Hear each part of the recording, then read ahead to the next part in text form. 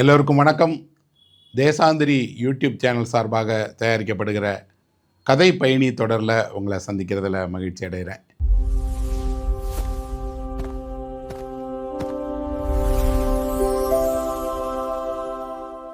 ஆயிரம் 2000 வருஷத்துக்கு முற்பட்ட அரண்மனைகளையோ கோட்டைகளையோ அல்லது பிரம்மாண்டமான வரலாற்று சின்னங்களையோ நம்ம பார்க்கும்போது ரொம்ப ஆச்சரியப்படுறோம், வியப்படைகிறோம். எப்படி இதெல்லாம் கட்டினாங்க? எப்படி இவ்வளோ காலத்துக்கு இந்த அரண்மனை இருக்குது? இவ்வளவு கோட்டை, இவ்வளவு போர், இவ்வளவு பெரிய கால மாற்றத்தை தாண்டி எப்படி இருக்குன்னு வியப்போடு அதை பார்க்குறோம்.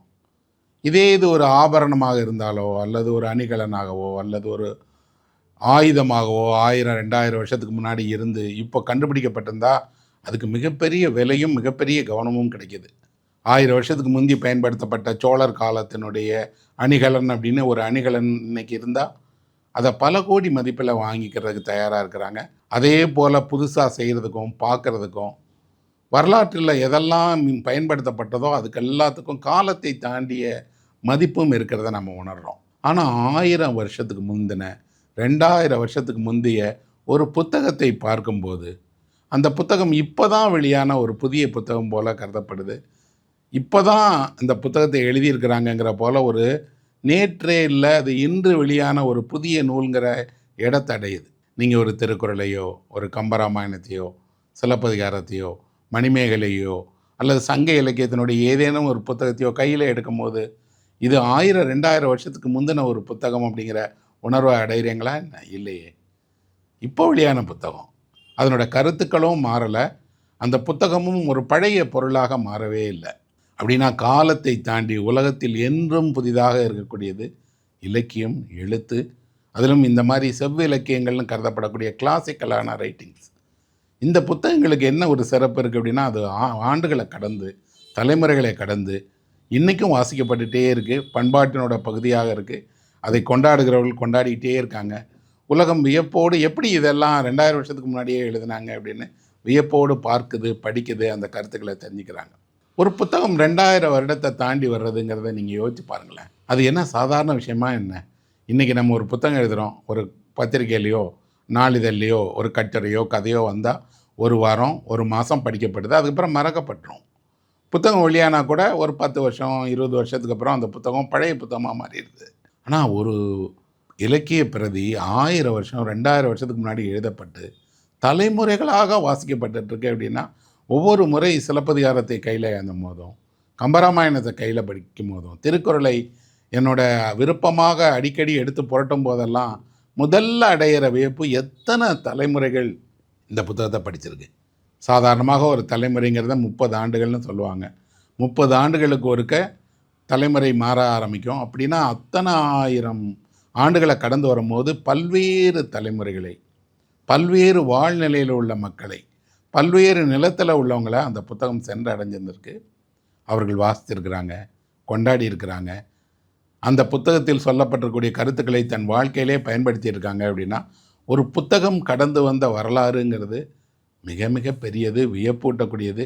ஏன்னா காலத்தில் அவ்வளோ புத்தகங்கள் அழிந்து போயிருக்கு, மறந்து போயிருக்குது, அதனுடைய பிரதிகளே இல்லை. அப்படிங்கிறதெல்லாம் தாண்டி ஒரு திருக்குறள் வென்றிருக்கிறது, கம்பராமாயணம் வென்றிருக்கிறது, கபிலரும் பரணரும் கம்பரும் இளங்கோவடிகளும் இத்தனை ஆண்டுகளாக படிக்கப்பட்டே இருக்கிறாங்க. அப்படின்னா அவங்க தான் இலக்கியத்தினுடைய மகத்தான படைப்பாளிகள்.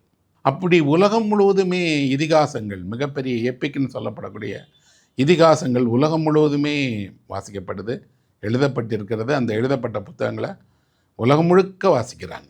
அப்படி வாசிக்கப்படக்கூடிய புத்தகங்கள் அது எழுதப்பட்ட நாட்டில் அல்லது சொல்லப்பட்ட நாட்டை தாண்டி எல்லா நாடுகளுக்கும் போய் சேர்ந்துருக்கு. நீங்கள் இதிகாசங்களை படித்தீங்கன்னா தெரியும், இதிகாசங்களில் மானுடத்தினுடைய அடிப்படையான விஷயங்களை பேசியிருக்காங்க, மானுட உண்மைகளை தேடியிருக்கிறாங்க, கண்டடைஞ்சிருக்கிறாங்க. மனிதர்களுக்கான ஞானம் இதிகாசத்தின் வழியாக கடத்தப்பட்டிருக்குங்கிறத உணர்வீங்க. அப்படி இந்தியாவுக்கு 2 பெரிய இதிகாசங்கள் இருக்குது, ராமாயணம் மகாபாரதம் அப்படின்னு. ரெண்டுமே தலைமுறைகளாக வாசிக்கப்பட்டு வரக்கூடிய, காஷ்மீர்லேருந்து கன்னியாகுமரி வரைக்கும் எல்லோருக்கும் தெரிந்த இதிகாசங்களாக இருக்குது. ஒரு வழியில் இந்தியாவை இணைக்கக்கூடியது ஏதாவது ஒன்று இருக்குது அப்படின்னா இந்த இதிகாசங்கள் இந்தியாவை இணைக்குது. நீங்கள் ஒரு மகாபாரத கதையை ஒரு கன்னியாகுமரியில் இருக்கவட்டையும் சொல்லலாம், இமயமலையில் இருக்கவட்டையும் சொல்லலாம். 2 பேருக்கும் அந்த கதை தெரியும், 2 பேருக்குமே அந்த கதை பிடிக்கும். இப்படி உலகத்தால் கொண்டாடப்படுகிற ஒரு இதிகாசம் இருக்குது. ஒன்று அல்ல, 2 இருக்குது. 2யுமே ஹோமர் தான் எழுதினார். இலியட் அண்ட் ஒடிசின்னு சொல்லப்படக்கூடிய 2 பெரிய இதிகாசங்கள். இது 2மே வாய்மொழி பாடலாக எழுதப்பட்ட கதைகள். பின்னாடி அச்சு வடிவம் வந்திருக்கு. இப்போது கிறிஸ்டோபர் நோலன் ஒடிசி அப்படிங்கிற அந்த திரைப்படத்தை எடுக்கிறார். அது இந்த இதிகாசத்தினுடைய ஒரு திரை வடிவம் தான். கிட்டத்தட்ட ஒரு 2-3 மாதங்களாகவே இந்த படம் வரப்போகிறதுங்கிறத பற்றியும், படத்தோட தயாரிப்பு பற்றியும், இந்தியாவுக்கே நோலன் வருகை தருகிறார், இந்தியாவில் அந்த படம் திரையிடப்படுவதற்கான சிறப்பு நிகழ்ச்சி ஏற்பாடு பண்ணியிருக்காங்கன்னு எல்லா ஊடகங்களும் இதை பற்றியே பேசுகிறாங்க. இந்த படத்தை முதல் நாள் பார்க்கணுங்கிறதுக்கான முன்பதிவு கட்டணம் மிகப்பெரியதாக மாறிடுச்சு. போட்டி போடுறாங்க இளைஞர்கள். ஆச்சரியமாக இருக்குது என்னென்னா, ஒரு இதிகாசத்தினுடைய திரை வடிவத்தை இன்றைய தலைமுறை பார்ப்பதுக்கு இவ்வளவு செலவு பண்ணி பார்க்குறதுக்கு போட்டி போடுறாங்கங்கிறது ஒரு பக்கம் சந்தோஷமாக இருக்குது. இன்னொரு பக்கம் என்ன நடக்குதுன்னா, உலகம் முழுக்க வெவ்வேறு மொழிகளில் இந்த ஒடிசியினுடைய புதிய மொழிபெயர்ப்புகள் வெளியாகுது. சுருக்கப்பட்ட வடிவம் வெளியாகுது. படக்கதையாக இதை படிக்கிறவங்களுக்காக படக்கதை பண்ணுறாங்க. இதே கதையை சொல்லக்கூடிய ஆடியோ புக்காக இன்றைக்கி இதை கதையாக சொல்கிறவங்க வந்துட்டாங்க. இப்படி ஒடிசியின் மீது ஒத்த உலகத்தினுடைய கவனத்தையும் நோலன் திருப்பிட்டாருன்னு சொல்லலாம். தமிழ்நாட்டிலையுமே கூட இப்போ எல்லாரும் ஒடிசியினுடைய கதை என்ன, ஒடிசி திரைப்படத்துக்கு முந்தி, இப்போ நோலனுக்கு முன்னாடியே அது திரைப்படமாக்கப்பட்டிருக்குல்ல, அந்த படத்தை பார்த்தா இந்த படத்தை புரிஞ்சுக்கலாமா அப்படிங்கிறாங்க. இதெல்லாம் தாண்டி இந்த புத்தகத்தினுடைய எளிமையான வடிவம் கிடைக்காதானே. இணையத்தில் பார்த்தீங்கன்னா நிறைய கதை சுருக்கங்கள், இந்த ஒடிசியில் வரக்கூடிய முக்கியமான நிகழ்வுகளை எல்லாம் சொல்லக்கூடியவர்களை நானே பார்க்குறேன், கேட்குறேன். நான் கல்லூரி நாட்களில் இந்த 2 ஹோமருடைய 2 இதிகாசங்களையும் படிச்சிருக்கிறேன். அதை பற்றி ஒரு பெரிய உலக இலக்கிய சொற்பொழிவு நடத்தும் போது ஒரு நாள் இலியடை பற்றி மட்டும் ஒரு 2 மணி நேரம் சொற்பொழிவு கூட கொடுத்துருக்குறேன். ஹோமருடைய இலியட் தமிழில் வெளியாக இருக்குது. 2 வேறுபட்ட மொழிபெயர்ப்புகள் இருக்குது. ஒடிசிக்கு சுருக்கப்பட்ட மொழிபெயர்ப்பு இருக்கே தவிர முழுமையான மொழிபெயர்ப்பு இல்லை. உலகமே ஒடிசியை கொண்டாடும் போது சினிமாவை கட்டாயம் பார்ப்பாங்க. ஒரு முறை அல்ல, 2 முறை பார்ப்பாங்க. அதை பற்றி பெரிய விவாதம் நடக்கும். இது படமாக்கப்பட்டிருக்கூடிய விதத்தை பற்றி உலகமே வியந்து கட்டாயம் பேசுங்கிறது ஒரு பக்கம் இருக்கட்டும். இன்னொரு பக்கம் எத்தனை பேர் ஹோமரை படிக்க போகிறாங்க? ஹோமருடைய இந்த இதிகாசத்தை நான் உடனே இந்த படம் பார்க்கறதுக்கு முன்னாடி வாசிக்கணும் அப்படின்னு எத்தனை பேர் உடனே நினைக்க போகிறாங்கன்னா ரொம்ப குறைவு தான். ஒருவேளை படிக்க விரும்பினாங்கன்னா கூட அதனோட மொழிபெயர்ப்பை முழுமையாக அவங்களால படிக்க முடியுமா அப்படின்னா கடினம்தான். நான் கவனப்படுத்த விடும்போது ஒடிசிங்கிற இதிகாசத்தை அல்ல, அதை எழுதிய ஹோமரை. யார் ஹோமர்? எதற்காக ஒரு ஹோமர் இத்தனை 1000 வருடங்களை கடந்தும் இன்றைக்கும் உலகத்தினுடைய மிக முக்கியமான படைப்பாளியாக இருக்கிறார் அப்படின்னா கிரேக்கத்தை சேர்ந்தவர் தான் ஹோமர். ஹோமர் யார் அப்படின்னு இது வரைக்கும் யாருக்கும் தெரியாது. ஹோமருங்கிறத ஒரு அடையாள பெயராக வச்சுக்கலாம் அப்படின்னு கூட சொல்கிறாங்க. உண்மையில் ஹோமர் இதை எழுதலை. இது ஒரு வாய்மொழி பரவல பாடப்பட்ட பாடல்களினுடைய ஒரு தொகுப்பு. 21,000 பாடல்கள் உள்ள ஒரு வரிகள் கொண்ட ஒரு பெரிய காப்பியம் தான் இந்த ஒடிசி. இந்த பாடல்களை எல்லாம் அவர் பாடியிருக்கிறாரு. ஒருத்தர் மனதில் அந்த பாடல்கள்லாம் சேகரிக்கப்பட்டிருக்கு. தலைமுறையாக பாட்டு பாடுற பாணர்கள் வழியாக இந்த இதிகாசம் தலைமுறையை தாண்டி வந்திருக்கு அப்படின்னு சொல்கிறாங்க. அச்சுக்கு வந்ததெல்லாம் ரொம்ப பின்னாடி தான். கிரேக்கத்தில் இப்படி வாய்மொழி பாடல்கள், அதுலேயும் வீர கதைகளை பாடக்கூடிய பாடல் மரபு இருக்குது. இந்த வீரத்தை பாடுகிறது அப்படிங்கிறதுனாலே இந்த இதிகாச பாடல் ரொம்ப முக்கியமாக இருக்குது. கிரேக்கத்தினுடைய மிக முக்கிய இலக்கிய படைப்புகளில் ஒன்றாகத்தான் ஹோமருடைய ஒடிசியையும் இலியடையும் வச்சுருக்கிறாங்க. 2மே 2 வகையான கருப்பொருளை கொண்டது. இலியட் எதை பற்றினா ஹெலனை எடுத்துகிட்டு போன அந்த ட்ராய் யுத்தத்தை பற்றினது. ட்ராய் யுத்தத்தில் என்ன நடந்தது அப்படிங்கிற ஒரு போரை விவரிக்கக்கூடியது இலியட். அப்படின்னா போர் முடிந்து வீடு திரும்புபவர்களை பற்றி விவரிக்கக்கூடியது தான் ஒடிசி. இந்த புத்தகத்தை ஹோமர் ஒரு நாளில் எழுதியிருப்பாரா? நிஜமாகவே ஹோமர்னு ஒருத்தர் இருந்தாரா? ஹோமரை பற்றி சொல்லப்படக்கூடிய இன்றைய தகவல்கள் எதுவுமே உறுதி செய்யப்படாத தகவல்கள். அதில் முக்கியமான ஒரு தகவல் என்ன அப்படின்னா, ஹோமருக்கு கண் தெரியாது, அவர் பார்வையற்றவர். அவர் தடி ஊன்றி தான் நடந்து செல்வார். பார்வை இல்லாமல் அவர் இந்த பாடல்களை எழுதியிருக்கிறாரு அப்படின்னு சொல்கிறாங்க. இப்படி சொல்லப்படுறதுக்கு காரணம், ஒடிசியில் ஒரு கதாபாத்திரம் அது போலவே கண் பார்வை இல்லாமல் பாட்டு பாடுகிற கதாபாத்திரம் வருது. அதனால் இதுதான் ஹோமர்னு சொல்லிட்டாங்க. இன்னொரு ஆய்வு இருக்குது. என்ன அப்படின்னா, ஹோமருங்கிறது ஆண் இல்லை, அது ஒரு பொண்ணு.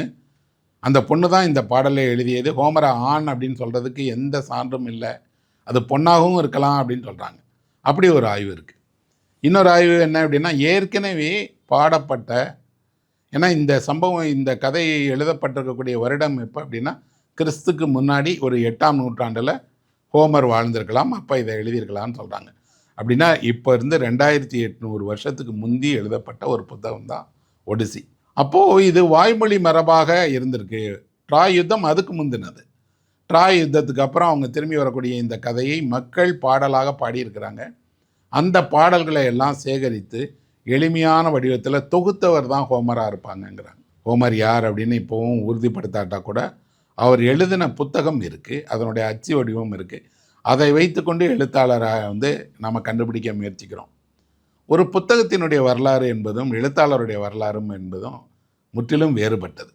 எழுத்தாளருடைய வரலாற்றில் நிறைய இடைவெளிகள் இருக்கும். ஏன்னா அவரோட பழகியவர்கள், அவர் குடும்பத்தினர், அவருடைய நண்பர்கள், அவருடைய சமகாலத்தினர் வழியாக தான் அவருடைய வாழ்க்கை நமக்கு அதிகமாக தெரிய வரும். அவரே அதை எழுதியிருப்பாரானா குறைவாக தான் எழுதியிருப்பார். ஆனால் புத்தகத்தினுடைய வரலாறுங்கிறது எப்போ எழுதப்பட்டது இன்றைக்கெல்லாம் நம்ம சொல்லிடலாம். அது வெளியான முதல் ஆண்டு என்ன, ஒவ்வொரு பதிப்பிலும் அந்த பதிப்பு விவரத்தை வச்சுக்கிட்டு இந்த புத்தகம் எங்கே எப்பப்பெல்லாம் பதிக்கப்பட்டது அப்படிங்கிறத சொல்லிடலாம். ஆனால் நீங்கள் ஒரு 2800 வருஷத்துக்கு முன்னாடி வெளியான ஒரு புத்தகத்தை அது எப்போ வெளியானது, எப்படி வெளியானது, யார் முன்னாடி பாடினாங்க, கொஞ்சம் கற்பனை பண்ணி பாருங்களேன். 21,000 வரிகள் கொண்ட ஒரு பாடலை ஒருவர் எப்படி பாடுவார் அப்படின்னா, இசையோட அவர் ஒரு பொது வெளியில் அதை பாடியிருக்கலாம். மக்கள் நின்று கேட்பாங்க. எங்கே கேட்பாங்க? ஏதாவது ஒரு விழாவிலையோ அல்லது ஏதேனும் ஒரு சந்திப்புலையோ அல்லது ஏதாவது ஒரு குடும்ப நிகழ்வுகளையோ ஒரு பகுதியாக இது பாடப்பட்டிருக்கலாம். அப்படி தான் அன்றைக்கி பாணர்கள் ஊர் ஊராக போய் பாடினாங்க. ஹோமரும் அப்படி ஊர் ஊராக போய் பாடியிருப்பார். அப்படி பாடினதை மக்கள் கேட்டிருந்தாங்கன்னா முழு பாடலும் ஒருவருக்கு மனதில் எப்படி இருக்கும்? மனதில் யாருக்கு எவ்வளவு அவங்க நினைவாற்றல் இருக்கோ அவ்வளோதானே தங்கியிருக்கும். அப்படின்னா அவருடைய சீடர்கள் முழு பாடலையும் அந்த 21,000 அடிகளையும் மனதில் வச்சுருந்துருப்பாங்க. அடுத்த தலைமுறைக்கு அதை சொல்லுவாங்க. இன்றைக்கி தான் நம்மளோட நினைவாற்றல் ரொம்ப குறைவாக இருக்குது. கடந்த காலங்களில் அதுலேயும் ஒரு 10-20 தலைமுறைக்கு முன்னாடிலாம் ஒரு முழு இப்போ ஒரு 1,00,000 ஸ்லோகம் இருக்குது அப்படின்னா 1,00,000 ஸ்லோகத்தையும் மனதில் வைத்து கொள்ளக்கூடிய நினைவாற்றல் கொண்டவர்கள் இருந்தாங்க. கணிதத்தில் மிகப்பெரிய மேதைகளாக இருந்த இந்தியர்களுக்கெல்லாம் நினைவாற்றல் அளவே இல்லாதது. அவ்வளவு நினைவாற்றல் கொண்டவர்களாக இருந்ததுனால அந்த பாணர்கள் என்ன பண்ணியிருப்பாங்கன்னா முழு பாட்டையும் மனதில் வச்சு இந்த ஹோமருடைய ஒடிசியை எலியட்டை பாடியிருப்பாங்க. பின்னாடி தான் கிரேக்க மொழியில் எழுத்தில் கவிதைகளை பதிவு பண்ணணும் அப்படிங்கிற எழுத்து மரபு வர ஆரம்பிக்குது. அதுக்கப்புறம் தான் இதை கிரேக்கத்தில் கொண்டு வராங்க. அதுக்கப்புறம் அது லத்தீன் மொழியில் மொழிபெயர்க்கப்படுது. 16ஆம் நூற்றாண்டுக்கு அப்புறம் தான் இது ஆங்கிலத்தில் வெளியாகுது. ஆங்கிலத்திலே நிறைய மொழிபெயர்ப்புகள் இருக்குது. இப்போது ஒருத்தர் வாசிக்க விரும்பினார்னா 10க்கு மேற்பட்ட ஆங்கில மொழிபெயர்ப்புகள் கிடைக்கிது, படிக்கலாம். தமிழில் ஒருவர் ஒடிசியை முழுசாக வாசிக்கணும் அப்படின்னு நினச்சார்னா முழுமையான மொழிபெயர்ப்பு நான் அறிந்த வரைக்கும் இல்லை. சுருக்கப்பட்ட கதை சுருக்கமாக இருக்கக்கூடிய வடிவம் தான் இருக்குது. ஹோமர் இதை எப்படி எழுதியிருக்கிறாரு? ஹோமருக்கு அப்படிங்கிற ஒரு எழுத்து முறை இருக்குது. இது கவிதையில் பாடப்பட்டிருந்தால் கூட எளிமையான சொற்களால் எளிய உதாரணங்களால் சொல்லப்பட்டிருக்கு. இது ஏன் சினிமா பண்ணுறதுக்கு ரொம்ப விருப்பமுடையதாக இருக்குது அப்படின்னா, இந்த கதையே இன்றைக்கி நம்ம சினிமாவில் பயன்படுத்தியிருக்கக்கூடிய பல்வேறு தொழில்நுட்பங்களை இதிகாசமே தனக்குன்னு வச்சிட்ருக்கு. அதனால தான் இந்த கதை இன்றைக்கி சினிமா பண்ணும்போது ஈஸியாக இருக்குது. அதில் முக்கியமான ஒன்று, இது நேர்கோட்டில் இந்த கதையை சொல்லப்படலை. இப்போ நம்ம சினிமாவில் சொல்கிறோம் இல்லையா, ஃப்ளாஷ்பேக். அந்த மாதிரி ஃப்ளாஷ்பேக்கை பயன்படுத்தி சொல்லப்பட்ட காலத்தின் முன்பின்னான நிகழ்வுகளை சொல்லப்பட்ட ஒரு வடிவம்தான் இந்த இதிகாசம். இன்னொரு சிறப்பு இருக்குது. இந்த இதிகாசம் நட்பை பற்றி பேசக்கூடிய, வீடு திரும்புறதை பற்றி பேசக்கூடிய முக்கியமான கருப்பொருளை கொண்டது. எல்லா உலகத்தினுடைய இதிகாசத்திலும் அதனோட ஒரு பகுதி போரை பற்றினதாக இருக்கும். ஒரு போர் நடக்குது, அந்த போரில் கலந்துக்கிற வீரர்கள் அதை எப்படி வென்றார்கள் அல்லது எதனால் தோற்றார்கள்ங்கிற போரில் நடக்கக்கூடிய போர்க்கள காட்சிகள், அதில் வெளிப்படக்கூடிய வீரத்தை சொல்கிறதா தான் இதிகாசங்கள் இருக்கும். இன்னொன்று இருக்கும், போர் முடிந்து அவர்கள் திரும்புகிறது. இந்த போரை அவங்க வென்ற நகரத்தை எப்படி அழித்தாங்க, எப்படி வெற்றியாளர்களாக அவங்க வீடு திரும்பினாங்க அப்படிங்கிறது இருக்குது. எனக்கு போர் அல்ல விருப்பம், வீடு திரும்புவது தான் விருப்பம். ஏன் அப்படின்னா, ஒரு மனிதன் வீட்டிலேருந்து வெளியேறி போகிறான். எதுக்காக வெளியேறி போகிறான்? வேலைக்காகவோ அல்லது ஏதேனும் ஒரு காரணம் கருதியோ, மருத்துவத்திற்காகவோ, படிப்பிற்காகவோ, ஏதோ ஒரு காரணத்துக்காக வீட்டிலேருந்து வெளியே போகிறான். அவன் வீட்டுக்கு திரும்பி வருவதுங்கிறது சாதாரணமான விஷயமே இல்லை. அன்றாடம் அலுவலகத்துக்கு போயிட்டு திரும்பி வந்துடுறதுனால வீடு திரும்புறதை எளிமையான விஷயமாக நினைக்கிறோம். நிறைய பேர் அவங்க வாழ்நாளெல்லாம் வெளியே போயிட்டு திரும்ப போகவே இல்லை. சொந்த ஊருக்கு போகலை, சொந்த வீட்டுக்கு போகலை, பிறந்த இடத்தை அடையவே இல்லை. இது ஆண்களை விட பெண்களுக்கு மிக அதிகமான உணர்ந்த ஒரு அனுபவம் என்ன அப்படின்னா, அவர்கள் தன்னோட சொந்த இடத்துக்கு திரும்பி போகிறது, சொந்த வீட்டிற்கு திரும்பி போகிறது, பெற்றோர்களிடம் திரும்பி போகிறது அப்படிங்கிறது ரொம்ப ரொம்ப குறைவானது. அப்போ வீடு திரும்புறது அப்படிங்கிறத இதிகாசம் ஏன் பேசுது அப்படின்னா, வீடு திரும்பும்போது தான் ஒருவன் அதிக மகிழ்ச்சி அடைகிறான். போரில் அடையக்கூடிய மகிழ்ச்சிங்கிறதுல அது வந்து ஒரு தேசத்திற்காக, சமூகத்திற்காக, தன்னுடைய திறன்களை வெளிப்படுத்துவதற்காக ஒருத்தன் செய்யக்கூடிய சாகசம். ஆனால் வீடு திரும்புவது என்பது தன் இயல்புக்கு திரும்பி வருவது. வெளியே போகும்போது நான் வெறும் ஆளாக போனேன், இப்போ வெற்றியாளனாக திரும்பி வரேன் அப்படிங்கிற அந்த பெருமையை வீடும் மனைவியும் பிள்ளைகளும் உறவினர்களும் உணர வைப்பது. இன்னொன்று ஓய்விற்காக வீடு திரும்பி வருவது. வீட்டை நீங்கள் புரிந்து கொள்ளணும் அப்படின்னு நினச்சிங்கன்னா வீட்டை விட்டு வெளியே சென்று பாருங்கள். அதிலும் கூட ரொம்ப தூரத்துக்கு நீங்கள் போயிடுங்க. போக போக போக உங்களுக்கு வீட்டினுடைய அருமை தெரிய ஆரம்பிக்கும். வீட்டில் இருக்கும்போது ஏன் வீடு சலிப்பாக ஒன்றுமே இல்லை அப்படின்னு நம்ம தோண வைக்கிதுன்னா, எல்லாமும் எளிதாக கிடைத்துறது. வீடு தரக்கூடிய அன்பு, வீட்டில் இருக்கக்கூடியவர்கள் காட்டக்கூடிய அக்கறை, வீடு தரக்கூடிய உணவு, வீடு தரக்கூடிய பாதுகாப்பை ஒருபோதும் உலகம் தராது. நீங்கள் எங்கேயாவது ஒரு இடத்துல பயணத்தின் நடுவே உங்களுக்கு ஒரு உடல்நலம் இல்லாமல் போயிடுச்சு அப்படின்னா, யார் உங்களுக்கு பராமரிப்பாங்க, யார் உங்களுக்கு உணவு கொடுப்பாங்க, யார் உங்களுக்கு வந்து குளிரில் நடுங்கும்போது போர்வை போர்த்தி விட்டு பக்கத்துலேருந்து நெத்தியை தொட்டு பார்த்து உங்கள் காய்ச்சல் குறையிற வரைக்கும் பக்கத்திலேயே யார் நிற்பாங்க, யார் உங்களுக்கு ஒரு வெந்நீரோ அல்லது ரசமோ அல்லது ஒரு பத்திய உணவோ செய்து தருவார்கள் அப்படின்னா வீடு தான் தரும். உலகமும் தரும். ஆனால் உலகம் தருவதற்கு ஒரு விலை வைத்திருக்கிறது, காரணம் வைத்திருக்கிறது. வசதியானவர்களுக்கு கிடைக்கக்கூடியது வாய்ப்பில்லாதவர்களுக்கு கிடைக்காது, ஏழை எளியவர்களுக்கு கிடைக்காது. அப்படின்னா வீடு எல்லோருக்கும் பொதுவானது. அவர் வீடு என்பது அவரவருடைய சொர்க்கம். வீட்டில் ஏன் சண்டையும் சச்சரவும் பிணக்கும் கோபதாபங்களும் வருது அப்படின்னா அது இயல்பானது. வீட்டினுடைய ஒரு இயல்பிலேயே ஒரு பகுதி அது மகிழ்ச்சியை மட்டும் தரக்கூடியதல்ல. மகிழ்ச்சியின் வழியாக இன்னொரு இன்பத்தை தருது அப்படின்னா சின்ன சின்ன சின்ன ஊழல்கள், சண்டைகள், சச்சரவுகள், இதன் வழியாக வீடு வளர்ந்துகிட்டு இருக்குன்னு அர்த்தம். ஆனால் ஒருவர் மீது இன்னொருவர் காட்டக்கூடிய அக்கறை, அன்பு, நேசம், பாசம் எல்லாமும் வீட்டிலிருந்து தான் உருவாகுது. அப்படி வீடு திரும்புவதை பற்றி தான் இந்த ஒடிசி வந்து முதன்மையாக பேசுகிறது. கிரேக்கத்திலிருந்து போய் போரில் கலந்துக்கிட்டவங்க எல்லாரும் அவங்கவுங்க வீட்டுக்கு திரும்பிட்டாங்களா? என்ன செய்தார்கள்? ஹெலனை ட்ராய் நகரத்துக்கு தூக்கிட்டு போயிட்டாங்க. ஹெலன் இன்னொருவருடைய மனைவி. அவள் மீது ஆசை கொண்ட ஒரு இளவரசனால் அவள் தூக்கி போகப்பட்டாங்கன்னொன்னே ட்ராய் நகரத்தின் மீது போர் தொடுக்கிறாங்க. போரெல்லாம் முடிஞ்சிருச்சு, ஜெயிச்சிட்டாங்க. அது தனி கதை. இப்போது அந்த ட்ராய் நகரத்தை அவர்கள் சூறையாடுகிறார்கள். அங்கே இருப்பவர்களை எல்லாம் வந்து இவர்கள் வந்து மிக மோசமாக நடத்துகிறாங்க, வன்முறையால் தீ வைக்கிறார்கள். இது ஒரு கோபத்தை உருவாக்குது. கிரேக்க இதிகாசங்களுக்கு ஒரு சிறப்பு என்ன அப்படின்னா, கிரேக்க இதிகாசங்கள் வந்து கடவுளும் மனிதனும் இணைந்து செய்யக்கூடிய பணிகளை பற்றியது. நம்ம இந்திய இதிகாசங்களில் கடவுள் மனிதனுக்கு துணை செய்வாரே தவிர அவரே காரியங்கள் ஆற்ற மாட்டார். பெரும்பாலும் ஆயுதங்களை வழங்குவது கடவுளினுடைய பணியாக இருக்கும். கடவுளினுடைய கருணை இருந்தால் ஒருவன் வெல்லலாம் அப்படின்னு இந்திய இதிகாசம் சொல்லுது. ஆனால் கிரேக்க இதிகாசங்களில் கடவுள்களும் மனிதர்களும் இணைஞ்சிருவாங்க. கடவுளே ஒரு தோற்றத்தில் வந்து மனிதனோடையே பயணம் செய்வார். கடவுளுடைய சீற்றம் மனிதனை வேலை செய்ய விடாது, தோற்கடிக்கும். கடவுளுடைய சீற்றத்துக்கு ஆளான மனிதன் தான் வீடு திரும்ப முடியாதுங்கிறது தான் இந்த இதிகாசம் சொல்லுது. யாரை பற்றின இதிகாசம் இது? ஒடிசியஸ் அப்படிங்கக்கூடிய பெரிய வீர புருஷனை பற்றியது தான் ஒடிசி. அவனை லத்தீன் மொழியில் யுலிசியஸ் அப்படின்னு சொல்கிறாங்க. இந்த யுலிசியஸ் ஒடிசியஸ் அப்படிங்கக்கூடிய வீரன் இத்தாக்கா அப்படிங்கக்கூடிய நகரத்தினுடைய அரசனாக இருக்கான். அவன் மனைவியினுடைய பெயர் பெனிலோப். அவனுக்கு ஒரு பையன் இருக்கிறான். இவன் தான் யுத்தத்தில் போய் கலந்துக்கிட்டான். யுத்தத்தை முடிச்சுட்டு வெற்றி வீரனாக இத்தாக்காக திரும்பி வரான். திரும்பி வருகிற அந்த கடற்பயணத்தில் அவனுக்கு ஏற்படக்கூடிய தடைகள், பல்வேறு பிரச்சனைகள். ஒவ்வொரு இடத்துலையும் அவன் மாட்டிக்கிறான். இடையில அவனுக்கு ஒரு காதல் நடக்குது. இடையில அரக்கர்கள்ட்ட மாட்டிக்கிறான், மாயத்தீவில் மாட்டிக்கிறான், சைரன்கள்னு சொல்லப்படக்கூடிய வினோதமான ஒலி எழுப்பக்கூடிய கடல் உயிரினங்கள்ட்ட மாட்டிக்கிறான். இவனோட ஒவ்வொரு முயற்சியும் தோற்கடிக்கப்படுது. ஏன் அப்படின்னா பொசிடான் அப்படின்னு சொல்லப்படக்கூடிய கடற் தெய்வம், சூரியனுடைய புயல் காற்றினுடைய தெய்வத்துக்கும் இவனுக்கும் சண்டை. அந்த தெய்வம் இவன் மீது கொண்டிருக்கக்கூடிய சீற்றத்தால் இவனை ஊர் போக விடாமல் செய்யுது அப்படின்னு. உண்மையில் ஒரு மனிதன் கடற்பயணம் செய்யும்போது கடல் அனுமதித்தால்தான், காற்று அனுமதித்தால்தான், இயற்கையின் கருணை இருந்தால்தான் வீடு திரும்ப முடியும்.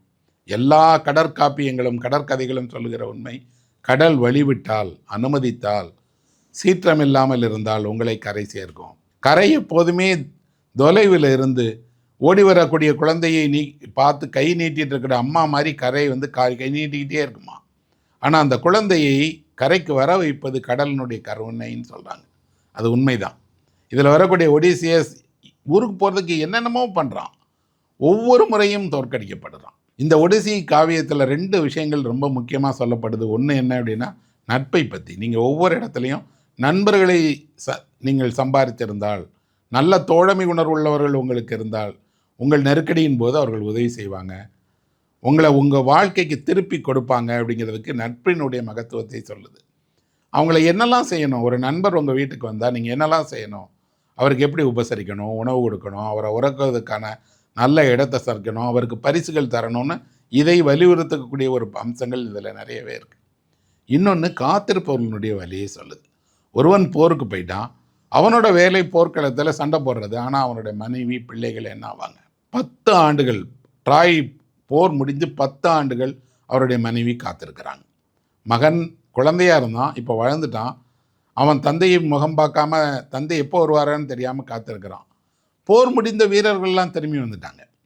ஆனால் ஒடிசேஸ் வரல. அப்படின்னா இருக்கிறானா, இறந்துட்டானா, போரில் அவன் என்ன பண்ணான், எதுவுமே அவன் மனைவி பனிலோப்புக்கு தெரியல. ஆனால் இத்தாக்காவுக்கு மன்னர் இல்லைங்கிறதுனால அவளை திருமணம் செய்து கொண்டு மன்னர் ஆகணும்னு நினைக்கக்கூடிய நிறைய பேர், 1 2 இல்லை 108 பேர் இவளை திருமணம் செய்வதற்காக இவளோட அரண்மனையினுடைய வெளியே காத்துக்கிட்டே இருக்காங்க. அவங்க எங்களில் யாராவது ஒருவரை நீ திருமணம் செய்து கொள், உடனே இத்தாக்காவுடைய மன்னராயிரும், ஒரு நாடு மன்னர் இல்லாமல் இருக்கக்கூடாது, அதற்காக நாங்கள் காத்திருக்கிறோங்கிறாங்க. அது அன்றைய மரபு.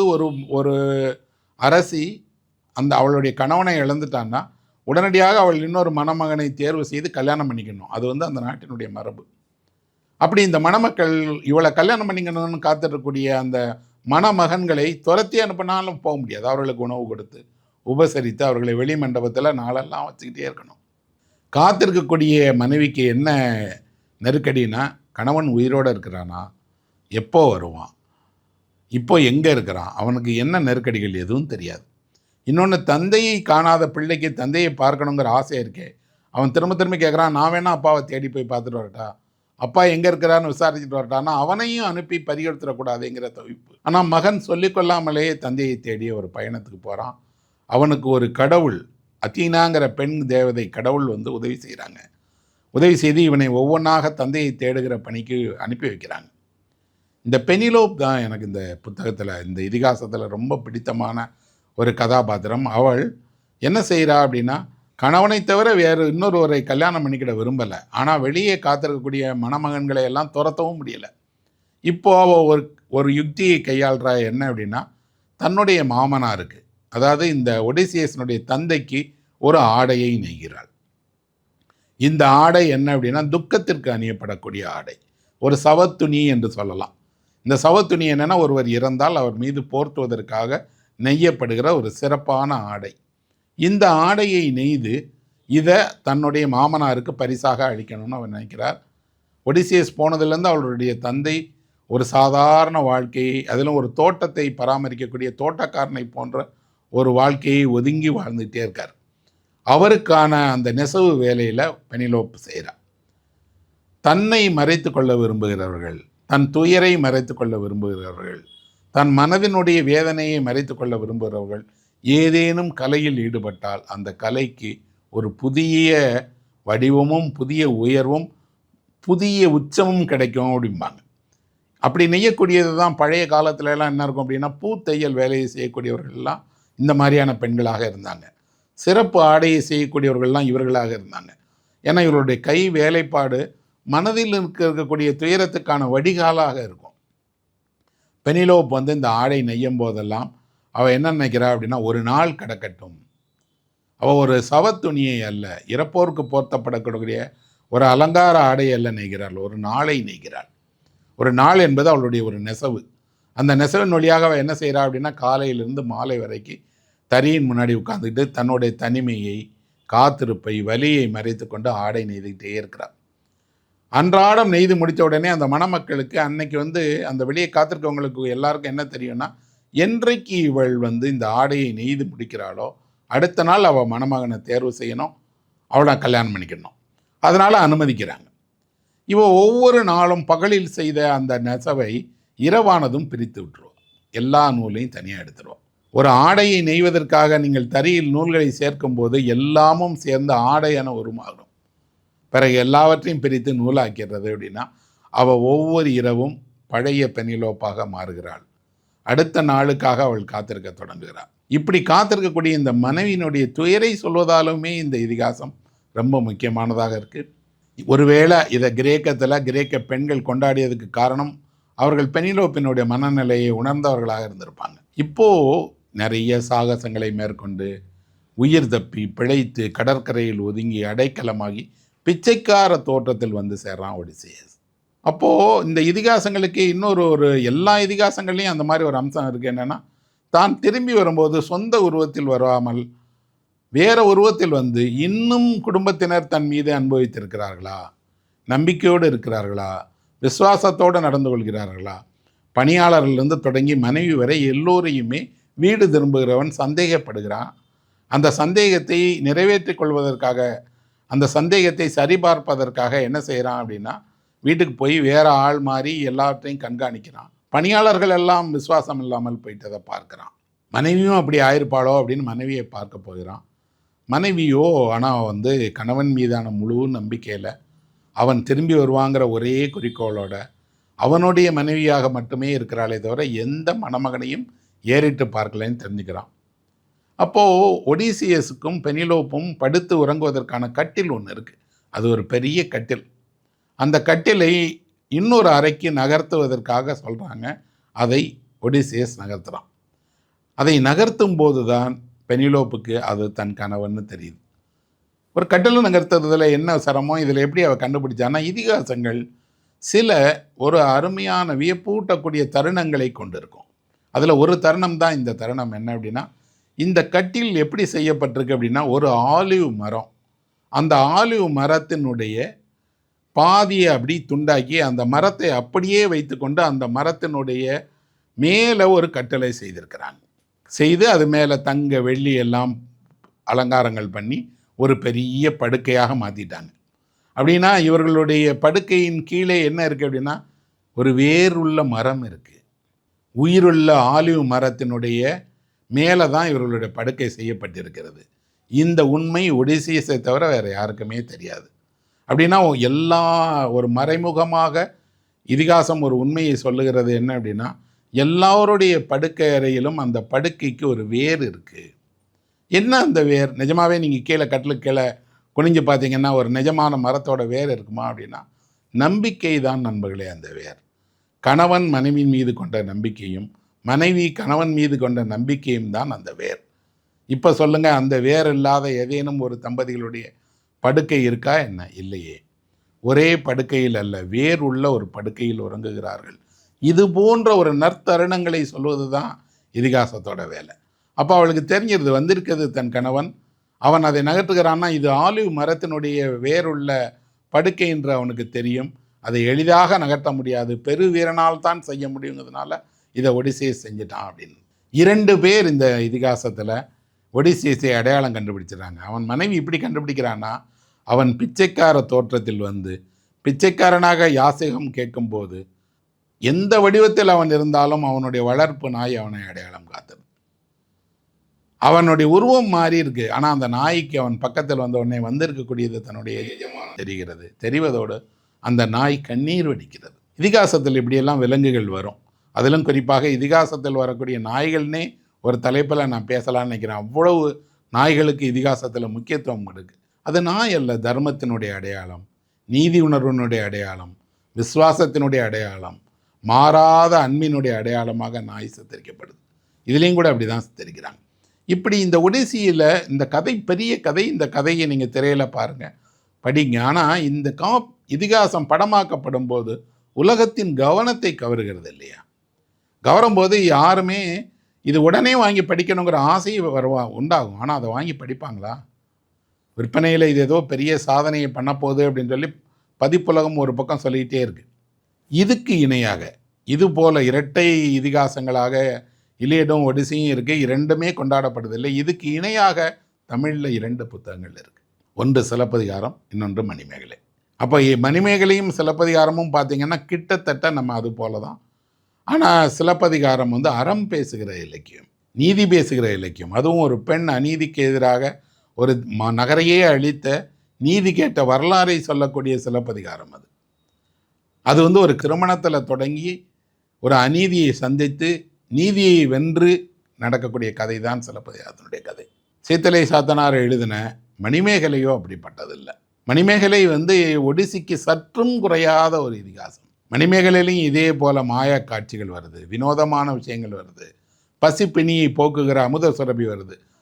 இன்னைக்கு ஒடிசியை கொண்டாடக்கூடியவர்கள் ஒடிசி அளவுக்கு பெரிய அளவில் உலகத்திற்கு சென்றடையக்கூடிய ஒரு பெரிய காப்பியத்தை தமிழ் மொழி கொண்டிருக்கிறதுங்கிறத மறந்துடுறோம். நாம் எடுக்க வேண்டிய திரைப்படம் மணிமேகலை. மணிமேகலையில் எத்தனை கதைகள்! ஆபுத்திரனுடைய கதை தனி, மணிமேகலையினுடைய கதை தனி, பசிப்பிணியை போக்குவதற்கு அமுத சுரபி ஏந்திய கதை தனி, காய சண்டிகையினுடைய கதை தனி. நிஜமாகவே இன்றைக்கி இலக்கியத்தில் என்ன பண்ணுவாங்க அப்படின்னா, ஃபேண்டசி நாவல் அல்லது ஒரு நாவலை படிக்கும்போது போஸ்ட் மாடர்ன் நாவல்னு சொல்கிறாங்கல்ல, அது அத்தனையும் உள்ள ஒரே காப்பியம் மணிமேகலை தான். நான் ரெண்டுக்குமே படிச்சிருக்கேன், சிலப்பதிகாரமும் படிச்சிருக்கேன், மணிமேகலையும் படிச்சிருக்கேன். ரெண்டுமே பிடிக்கும். மணிமேகலையே ரொம்ப ரொம்ப பிடிக்கும். ஏன்னா மணிமேகலை நம் காலத்தின் கதை, நம் கால பெண்ணினுடைய கதை, காதலை மறுத்து துறவியாகிற ஒரு பெண்ணுடைய கதை, தனியே வாழ விரும்புகிற ஒரு பெண்ணுடைய கதை, தன் பிறப்பால் ஏற்பட்டக்கூடிய இழிவை தாண்டி உலகை வெல்ல முடியும் என்று ஒரு பெண் நிரூபிக்கிற ஒரு கதை. இன்னொரு பக்கம் பசிப்பிணியினுடைய கதை, காமத்தினுடைய கதை, கடலோடியினுடைய கதை, தப்பி பிழைத்தனுடைய கதை, இருவேறும் பெரிய நகரங்களினுடைய கதை அப்படின்னு பௌத்த காப்பியமான மணிமேகலை உண்மையிலேயே தமிழில் எழுதப்பட்ட மிகப்பெரிய ஒரு போஸ்ட் மாடர்ன் நாவல் அப்படின்னு சொல்லலாம்.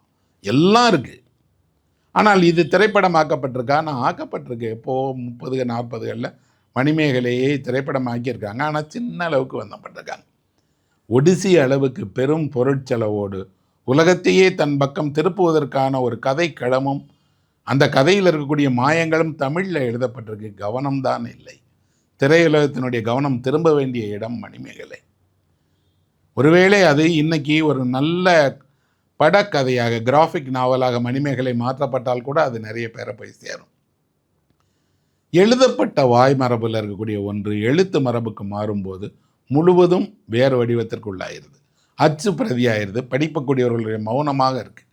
ஆனால் ஹோமரோட காலகட்டத்தில் இந்த புத்தகம்லாம் எழுதப்படலையே, சொல்லத்தானே பட்டுச்சு. அப்போ கேட்டவர்கள் என்ன பண்ணாங்கன்னா, ஒவ்வொரு இடமாக போய் போய் போய் இதை நிகழ்த்தியிருப்பாங்க. இதெல்லாம் சாத்தியமா? இப்படி எப்போ ஒருத்தர் வாய்மொழியில் ஒரு பாட்டு எழுதுனா அதை இவ்வளோ காலம் வச்சுட்டு இருப்பாங்களா? அதுக்கெல்லாம் சாத்தியம் இருக்கா அப்படின்னு நமக்கு ஒரு இயல்பிலேயே கேள்வி எழக்கூடும். இருக்கு நண்பர்களே. இன்றும் கூட மகாபாரதத்தை இந்தியா முழுவதும் பாடிய சூதர்கள் ஒவ்வொரு மொழிக்கும் போய் அந்தந்த மொழியில் மகாபாரதத்தை சொல்லியிருக்காங்க. மகாபாரத புத்தகம் முழுமையாக 1,00,000 ஸ்லோகங்களை கொண்டது. எத்தனை பேர் வீட்டில் முழு மகாபாரதம் இருக்குது? ஆனால் மகாபாரத கதை எப்படி உங்களுக்கு தெரியும் அப்படின்னா, கேள்வி ஞானம். மகாபாரதத்தை இப்போ கூட கதையாக சொல்கிறாங்க. 18 நாட்கள் ஊர் ஊராக போய் கதை சொல்லக்கூடிய அந்த சூதர்கள் இப்போவும் வரக்கூடியவர்களாக இருக்காங்க. இந்தியா முழுவதும் நான் போயிருக்கிறேன், நிறைய மகாபாரத கதைகளை கேட்டிருக்கேன். அங்கெல்லாம் மகாபாரத கதையை சொல்லக்கூடியவர்கள் மதத்தை தாண்டி, சமயத்தை தாண்டி, ஜாதியை தாண்டி எல்லோரும் அந்த கதையை சொல்கிறவங்களாக, கேட்பவர்களாக இருக்கிறாங்க. இப்படி சொல்லிட்டு வரக்கூடிய மரபில் ஒவ்வொரு ஊர்லேயும் செய்யும் போது அது ஒரு இலக்கிய வடிவத்தை போலவே கலை வடிவத்தையும் எடுத்துக்கிடும். நமக்கு கூத்து இருக்கு இல்லையா, தமிழ்நாட்டில் இருக்கக்கூடிய இந்த தெருக்கூத்துங்கிற அந்த தெருக்கூத்து முழுவதும் மகாபாரத கதைகளை மையமாக கொண்ட கூத்து. அது விரிவாக இந்த கதையை நிகழ்த்தி காட்டுகிறது.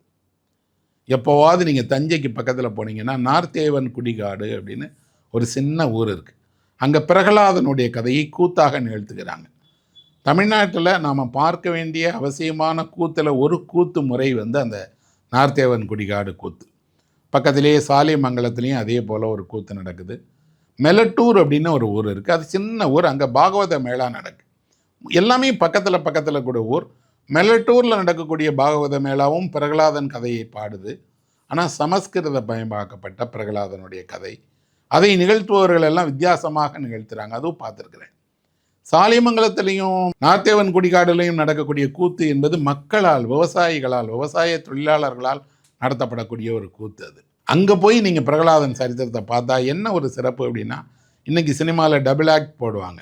ஹீரோவே இரட்டை வேடத்தில் நடிப்பார், அல்லது ஹீரோயின் இரட்டை வேடத்தில் இருப்பாங்க. அபூர்வமாக சில படத்தில் வில்லன் இரட்டை வேடத்தில் வருவார். இந்த நார்த்தேவன் குடிகாடு கூத்தில் என்ன அப்படின்னா, முக்கிய கதாபாத்திரங்கள் எல்லோருமே இரட்டை வேடத்தில் வருவாங்க.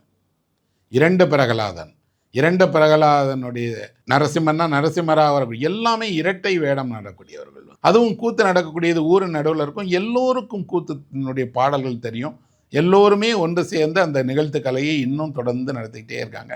அதை பற்றி மதுரை பல்கலைக்கழகத்தை சேர்ந்த சுந்தர் காளி ஆய்வு செய்து மிகப்பெரிய ஒரு ஆவணப்படுத்தி இருக்கிறார். அப்படின்னா இந்த நார்த்தேவன் குடிகாடு போன்ற ஒரு கலையில் என்ன இருக்குது அப்படின்னா, வாய்மொழி மரபு நிகழ்த்துக்கலை மரபாக மாறி இன்றைக்கும் தொடர்றதுக்கு ஒரு நேரடி சாட்சியமாக இருக்குது. இப்படி தான் ஹோமருடைய புத்தகமும் மக்களுக்கு அன்றைக்கு நிகழ்த்தப்பட்டிருக்கும், போய் சேரும், மக்களை போய் சென்றோம். இதிகாசங்களில் வரக்கூடிய தருணங்கள் இருக்கு இல்லையா, அந்த தருணங்கள் தான் இதிகாசத்தை இவ்வளோ ஆண்டுகளாக காப்பாற்றி வச்சுட்டே இருக்கு. அதில் முக்கியமான ஒன்று என்ன அப்படின்னா, ஒரு மனிதன் அறிந்து செய்கிற தவறுகளை பற்றி இதிகாசம் திரும்ப திரும்ப பேசுது. அறியாமல் செய்கிற தவறுகளை இல்லை, அறிந்து செய்கிற தவறுகளை. நிறைய நேரத்தில் உங்களை ஒரு வேலையை எங்கேயோ அனுப்புகிறாங்க. உங்கள் வேலை முடிஞ்ச பிறகு உங்கள் மகிழ்ச்சிக்காக நீங்கள் மேற்கொள்ளுகிற சில அறிந்த தவறுகளை உங்களுக்கு சுட்டி காட்டுது. போன வேலை முடிஞ்சு போனால் திரும்பத்தானே வரணும், ஏன் இந்த தப்பை பண்ண, ஏன் அங்கே போய் இப்படி சூதாடின, ஏன் இப்படி மோசமானவர்களோடு பழகின, ஏன் ஒரு பெண்ணோட வலையில் விழுந்த அப்படின்னு ஒருவரை உலகம் கேள்வி கேட்கிறது இல்லையா. இந்த கேள்விகளை எல்லாவற்றையும் ஹோமர் எழுப்புகிறார். அப்போ ஒரு இதிகாசம் மக்களோட வாழ்க்கையினுடைய அடிப்படையான விஷயங்களை பேசணும், அபூர்வமான தருணங்களை கொண்டதாக இருக்கணும். அதனால தான் இத்தனை 2800 வருஷத்தை தாண்டியும் இன்றைக்கும் அது படிக்கப்படுதுன்னா அதுதான் முக்கியமான காரணம். இது இதிகாசத்தில் மட்டும்தான் இருக்குமா அப்படின்னா, இதே இதிகாச தன்மையோடு கதைகளும் எழுதப்படுது. அதிலும் சில நல்ல சிறுகதைகளை படிக்கும்போது இந்த கதை இதிகாசத்தில் இடம்பெற்றிருக்க வேண்டிய கதை அப்படின்னு நாம் உணர்வோம். அந்த அளவுக்கு அந்த கதை ஒரு எபிக் நேரேட்டிவ் அப்படின்னு சொல்லக்கூடிய இதிகாச கதை சொல்லக்கூடிய மரபில் எழுதப்பட்டிருக்கும். அப்படி ஒரு எழுத்தாளர் இருக்காங்க, அவங்க பேர் மார்கரெட் யூரிசனார். இவங்க பிரெஞ்சு மொழியினுடைய மிக முக்கியமான எழுத்தாளர். இலக்கியத்திற்கான இலக்கியவாதிகளுக்கான பிரெஞ்சு அகாடமியினுடைய தலைவராக இருந்திருக்கிறாங்க. மிகச்சிறந்த ஒரு எழுத்தாளர் இவங்க ஒரு கதை எழுதியிருக்கிறாங்க.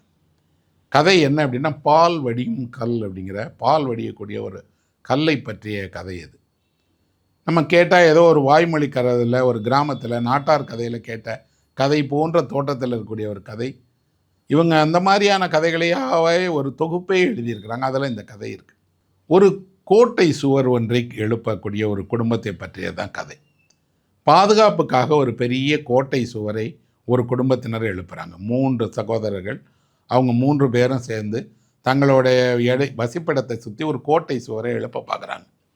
இந்த கோட்டை சுவர் பெருசாக கட்டினா தான் அன்றைக்கி பாதுகாப்புக்காக விலங்குகளை திருடுதான் போயிடக்கூடாதுன்னும், மேய்ச்சலில் வரக்கூடியவர்கள் விரோதிகள் யாரும் வந்துடக்கூடாதுன்னும், ஒரு பாதுகாப்பு உணர்வுக்காக ஒரு கோட்டையை எழுப்பும்போது என்ன செய்தாலும் கோட்டை சுவர் நிற்க மாட்டேங்குது, விழுந்துருது கீழே.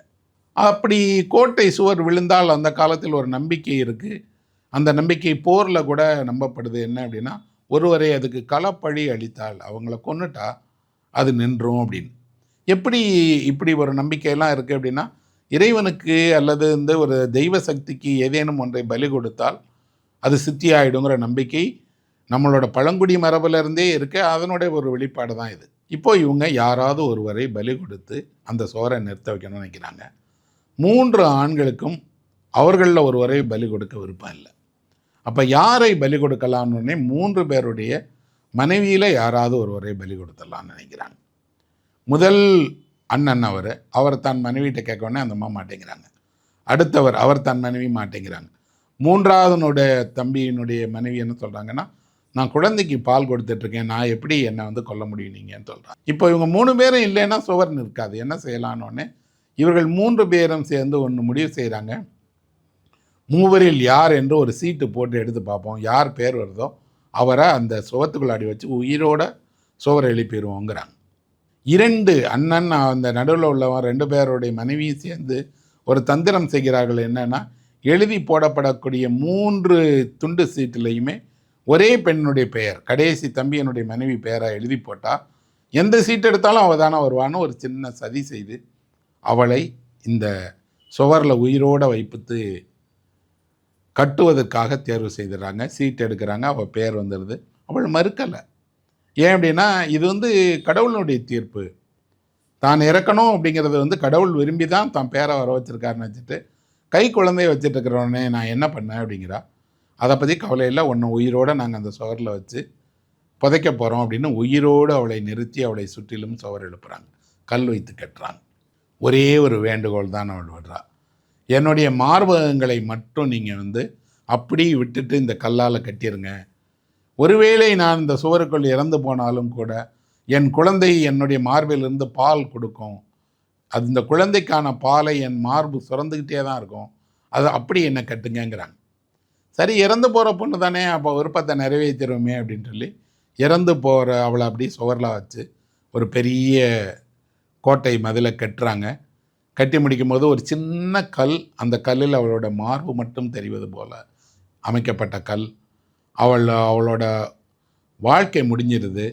ஆனால் அவளுடைய குழந்தையை கொண்டு போய் அந்த கல்லில் வைத்தால் அது கல்லில் கட்டப்பட்ட அந்த பொண்ணுடைய மார்பிலிருந்து பால் அருந்தது. கொஞ்ச காலத்துக்கு அப்புறம் அது ஒரு நம்பிக்கையாக மாறிடுது. என்ன அப்படின்னா, அந்த குழந்தை வளர்ந்த பிறகும் அந்த கல்லை மூடிட்டாங்க, ஆனாலும் அதிலிருந்து பால் சொட்டிகிட்டே இருக்குது. ஒரு கல்லிலிருந்து தாயினுடைய பால் சுரக்கும். அவள் மறைவுக்கு அப்புறமும் அவளுடைய குழந்தைக்கான பாலை அந்த பெண் கொடுத்துட்டே இருப்பாங்கிற நம்பிக்கையாக மாறிடுது. அதை வழிபட தொடங்குகிறார்கள். பால் சுரக்கக்கூடிய கல்லாக அது மாறிடுச்சுங்கிறாங்க. இது மனித மனதினுடைய அடிப்படையில் இருக்கக்கூடிய ஒரு கதை. இறப்புக்கு அப்பால் தன் குழந்தைக்கு யார் கவனித்துக் கொள்வார்கள்ங்கிற நினைக்கிற பெண்ணு தன்னுடைய மார்பு எப்போதும் குழந்தைக்கு பால் தரக்கூடியதாக இருக்கும் அப்படின்னு நினைக்கிறாங்க, நிரூபிக்கிறாங்க. அந்த கல்லில் பால் வடிந்து கொண்டே இருக்கும். அப்படின்னா இது இதிகாசத்தில் வரக்கூடிய ஒரு காட்சி. இதிகாசத்தில் தான் இப்படியான நிகழ்வுகள் வரும். இப்படியான பெண்ணை காண முடியும். இப்படியான தியாகம் வரும். இப்படியான நிகழ்வுகள் இதிகாசத்தில் இடம்பெறும். அதை இப்போ எழுதுகிறாங்க மார்கரெட் எரிசனார்.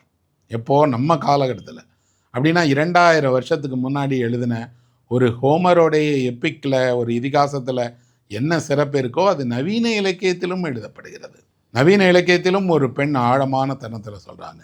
இது வெறும் ஒரு கல்லில் பால் வடியுங்கிற வெறும் எளிமையான ஒரு மாய மந்திரம் பற்றின விஷயம் அல்ல, நம்பிக்கையை சொல்லக்கூடியது. அப்புறம் அவர்களுடைய அந்த சதியை சொல்லக்கூடியது. ஒரு பெண் தன்னுடைய தியாகத்தின் வழியாக எப்படி நிகரற்றவளாக மாறுவா அப்படிங்கிறத அன்பினுடைய ஒரு உச்சத்தை சொல்லக்கூடியது. அந்த வகையில் இதிகாசமும் எனக்கு பிடிக்கும், மார்கரெட் எரிசனாராவும் பிடிக்கும்.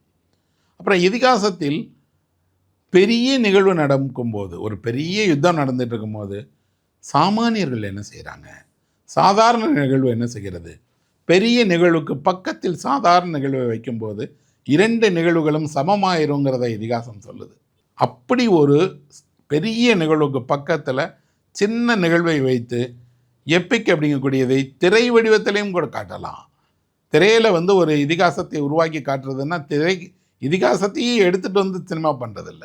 ஒரு ஹெலன் ஆஃப் ட்ராய் மாதிரி இந்த ட்ராய் யுத்தத்தையே படம் பண்ணுறதோ, ட்ராய் மாதிரி ட்ராய் யுத்தத்தை விரிவான சாகசமாக பண்ணுறதோ இல்லை. எப்பிக் மொமெண்ட், இதிகாசத்தில் இருக்கக்கூடிய ஒரு தருணத்தை எடுத்து அந்த தருணத்தை ஒரு நவீன திரைப்படமாக பண்ணினா அந்த படமும் நிச்சயமாக இந்த இதிகாசத்தினுடைய தன்மை கொண்டதாகத்தான் இருக்கும். அப்படி ஒரு படம் இட்டாலியில் வெளியாக இருக்குது. அந்த படத்தோட பேர் எ ஸ்பெஷல் டே அப்படின்னு. இந்த படத்தை விட்டோர் ஸ்கோலா இயக்கியிருக்கார். விட்டோர் ஸ்கோலா அப்படிங்கிறவர் ஒரு பெரிய இயக்குனர், அவர் தான் இதை இயக்கியிருக்கிறாங்க. இதில் முக்கிய கதாபாத்திரத்தில் சோஃபியா லாரன் நடிச்சிருக்கிறாங்க. இது எதனால் இது ஒரு எப்பிக் குவாலிட்டி உள்ள படம் அப்படின்னு நான் நினைக்கிறேன் அப்படின்னா, இந்த படத்தில் ஹிட்லரும் முசோலினியும் ஒரு நாள் சந்திச்சுக்கிறாங்க. ரோமில் ஒரு நாள் ஹிட்லரும் முசோலினியும் சந்திக்கிறாங்க. நாடே ஒன்று திறகுது. ஏன்னா 2 பெரிய அதிகார மையத்தை சேர்ந்தவர்கள், ஆழ துடிப்பவர்கள், மிகப்பெரிய மக்கள் நாயகர்களாக அறியப்பட்டவர்கள் ஒன்று சேர்றாங்க ஒரு நாளில். எல்லா மக்களும் அதை வேடிக்கை பார்க்குறாங்க. பெரிய ஊர்வலம் வருது, மிகப்பெரிய பிரம்மாண்டமான விழா நடக்குது. இது எல்லாம் ஒரு பக்கம் நடந்துட்டு இருக்கும்போது ஒரு வீட்டில் இருக்கக்கூடிய ஆண்டோனியேட்டா அப்படின்னு சொல்ல ஒரு வீட்டில் இருக்கக்கூடிய ஒரு பெண், அவளுக்கு 6 குழந்தைகள். அவளுடைய கணவன் இந்த மாதிரி முசோலினியுடைய ஒரு விசுவாசி. அவன் ஹிட்லரும் முசோலினியும் சந்திக்கிறத பார்க்கறதுக்காக பிள்ளைகளை எல்லாம் அழைச்சிட்டு போயிட்டான். இந்த அம்மா வீட்டு வேலைகளை பார்த்துட்டு எல்லா நாளும் போல் எந்த பெரிய வரலாற்று நிகழ்வு நடந்தாலும் கூட வீட்டு வேலைகள், சமையல், துணி துவைக்கிறது, வீட்டை பார்த்துக்கிறதுங்கிறதுக்காக வீட்டிலையே இருக்கிறாங்க. இவங்க குடியிருப்பு இருக்கிற எல்லாரும் கூட இந்த ஊர்வலத்தை பார்க்கறதுக்காக, வரலாற்று நிகழ்வை பார்க்கறதுக்காக வெளியே போயிட்டாங்க. மொத்த குடியிருப்பும் காலியாக இருக்குது. ஒரு பணிப்பெண்ணு, இந்த பொண்ணு சோஃபியா லாரன் வராங்க இல்லையா, ஆண்டோனியேட்டா, இவங்க 2 பேர் மட்டும் வீட்டில் இருக்காங்க. இவங்க வீட்டில் ஒரு கூண்டில் மைனா இருக்குது. இந்த மைனாவுக்கு உணவு கொடுக்கறதுக்காக கூண்டை திறக்கும் போது மைனா பறந்து போய் இன்னொரு வீட்டில் இருக்கக்கூடிய கேப்ரியல் அப்படிங்கிற ஒரு இளைஞனுடைய வீட்டுக்குள்ளாடி உள்ளே போயிருது அந்த மைனா. முதல் முறையாக மைனாவை பிடிக்கிறதுக்காக தான் முன்பின் பழக்கம் இல்லாத யாருக்குன்னு தெரியாத ஒரு ஆணை போய் பார்த்து என் மைனாவை எனக்கு கொடுங்கன்னு கேட்குறா. அப்போ தான் அவர்களுடைய சந்திப்பு நடக்குது. முன்ன பின்ன தெரியாத ஒரு ஆணிற்கும் 6 குழந்தைகளை பெற்று வளர்த்து வீட்டில் இருக்கக்கூடிய ஒரு பெண்ணுக்கும் இடையில் நடக்கக்கூடிய அந்த நட்பினுடைய அடையாளமான அந்த ஒரு நாள் தான் அந்த படம். அந்த ஒரு நாளில் அந்த 2 பேரோடைய பெரிய ஊர்வலம் முடிந்து மக்கள் எல்லாம் வீட்டுக்கு திரும்பி வர்றதுக்கு இடையில் இவர்களுக்கு இடையில் என்ன நடந்தது? மிக மிக அழகான காதல் கதை. அதில் நடக்கக்கூடிய இவங்க 2 பேருமே இளைஞர்கள் அல்ல, ஒரு மிடில் ஏஜ் 40 வயதை ஒட்டியவங்க. ஆனால் அவர்களுக்குள்ளாடி நடக்கக்கூடிய சின்ன சின்ன சின்ன சின்ன நற்தருணங்கள், காதல், அதில் வரக்கூடிய சின்ன சின்ன சின்ன சின்ன விஷயங்கள் அவ்வளோ அழகாக படம் பண்ணப்பட்டிருக்கும். பெரிய ஒரு ஹிட்லரும் முசோலினியும் சந்திக்கக்கூடிய வரலாற்று நிகழ்வுக்கு சற்றும் குறையாதது இந்த ஆணும் இந்த பெண்ணும் சந்தித்துக்கிட்டு அன்னைக்கு அவங்க காதல் பண்ணிக்கிட்டு துணியை காய போடுகிற நேரத்தில் ஒருத்தருக்கு ஒருத்தர் உதவி பண்ணிக்கிட்டு முன்பின் தெரியாதவர்களுங்கிற அந்த கோட்டை அழித்து மாறி மாறி நடந்து போய் ஒருவருக்கு மற்றவர் மகிழ்ச்சியை கொடுத்து மகிழ்ச்சியை பெற்று உலகம் அறியாத அந்த ஒரு நாள் அவர்களுக்கு பொறுத்த மட்டும் மிக முக்கியமான மகிழ்ச்சியினுடைய ஒரு நாள். இதிகாசம் இது போன்ற தருணங்களைத்தான் கவனப்படுத்தணும்னு சொல்லுது. இந்த திரைப்படம் அப்படி கவனப்படுத்தியிருக்கு. இந்த திரைப்படம் இணையத்திலே கூட காண கிடைக்குதுன்னு நினைக்கிறேன். விரும்பினால் நீங்கள் நிச்சயமாக பாருங்கள் இந்த படத்தை. ஏன்னா ஒரு எப்பிக் நமக்கு ஒரு அனுபவத்தை தருது. அதை திரையில் தர முடியுமா அப்படின்னா சிறந்த இயக்குனரால் அதை திரையில் தர முடியும். அப்படி தரக்கூடிய நிறைய இயக்குனர்கள் இருக்காங்க. அவங்க திரைப்படங்களில் இந்த இதிகாசத்தில் இருக்கக்கூடிய அபூர்வமான தருணங்கள் திரையிலையும் சாத்தியம், திரையிலையும் பண்ணியிருக்கிறாங்க. வாய்மொழி மரபில் இப்படி எண்ணிக்கையற்ற கதைகள், எண்ணிக்கையற்ற பாடல்கள் அந்த மொழி பண்பாட்டினுடைய அடையாளமாக இருக்குது. கொஞ்சம் கொஞ்சமாக அது சேகரிக்கப்படாமல் ஆவணப்படுத்தப்படாமல் போகிறதால என்ன நடக்குது அப்படின்னா மெல்ல அது காலத்தினுடைய மறதிக்குள்ளாடி போய் சேர்ந்துருது. திரும்ப திரும்ப திரும்ப இதிகாசங்களை நாம் சொல்லிக்கிட்டே கேட்டுக்கிட்டே இருந்தால் எதற்காக கேட்குறோம் அப்படின்னா உம்பர்டோ ஈக்கோ அதுக்கு ஒரு காரணத்தை சொல்கிறாரு. என்ன அப்படின்னா உடலுக்கு நம்ம உடற்பயிற்சி சொல்கிறோம். இப்போ நீங்கள் கால்கள் உறுதியாகணும்னு நினச்சா தினமும் பயிற்சி பண்ணுறீங்க, ஓடுறீங்க, அதற்கான முறையான பயிற்சிகள் செய்கிறீங்க இல்லையா? அப்படி உங்கள் நினைவாற்றலை வளர்த்து கொள்வதற்கு பயிற்சி கட்டாயம் வேணும். உங்கள் நினைவை நீங்கள் துல்லியமாக்கி கொள்வதற்கும் மிக அதிகமான ஞாபக சக்தி வேணுங்கிறதுக்கும் உங்களுக்கு தினமும் பயிற்சி வேணும். அந்த பயிற்சிக்கு அடிப்படையான ஒன்று கவிதை படிப்பது. தினமும் கவிதை படிப்பவருக்கு நினைவாற்றல் இழப்பு வராது, நல்ல ஞாபக சக்தி இருக்கும். அதிலும் இது போன்ற இதிகாசங்களை நீங்கள் படிக்க தொடங்கினால் உயர்ந்த ஞானத்தையும் அடைவீங்க, நல்ல நினைவாற்றலையும் அடைவீங்க. இன்னொன்று, இந்த பாடல்கள் உங்கள் மனதில் போய் சென்று சேர தொடங்கினால் நீங்களே நடமாடுகிற இதிகாசமாக மாறிடுவீங்க. கம்பராமாயணம் முழுவதையும் மனதிலிருந்தே சொல்லக்கூடிய ஒருவர் கம்பராமாயணத்தினுடைய ஒரு உருவம்தான் என்று சொல்லுவேன். ஷேக்ஸ்பியரை மனதிலிருந்தே சொல்லக்கூடியவர் நடமாடுகிற ஷேக்ஸ்பியராகத்தான் இருப்பார்.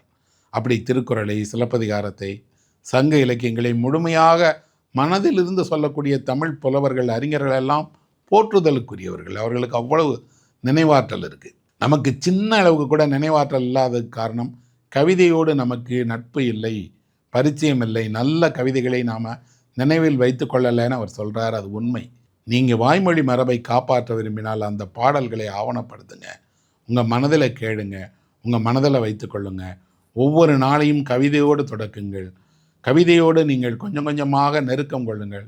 அது உங்கள் நினைவாற்றலுக்கு மட்டுமல்ல, உங்கள் மனதில் மிகச்சிறந்த சொற்களை, வெளிச்சத்தை, மகிழ்ச்சியை எப்பவும் தந்துக்கிட்டே இருக்கும். கிரேக்கர்களிடமிருந்து நாம் எதையாவது கற்றுக்கொள்ளணும் அப்படின்னா அவர்கள் மகிழ்ச்சியையும் துயரத்தையும் சமமாக பார்த்தார்கள். எது உண்மையான மகிழ்ச்சி என்று விரிவாக ஆராய்ச்சி செய்தார்கள். மகிழ்ச்சியினுடைய எல்லா வடிவங்களை குறித்தும் கிரேக்க சிந்தனையாளர்கள் பேசியிருக்காங்க. இதே போல தான் துயரத்தையும், எது துயரம் என்பதை ஆராய்ந்தார்கள். எதெல்லாம் துயரத்திற்கு காரணமாக இருக்குன்னாங்க. இரண்டிலும் ஒரு முடிவுக்கு வந்தார்கள்.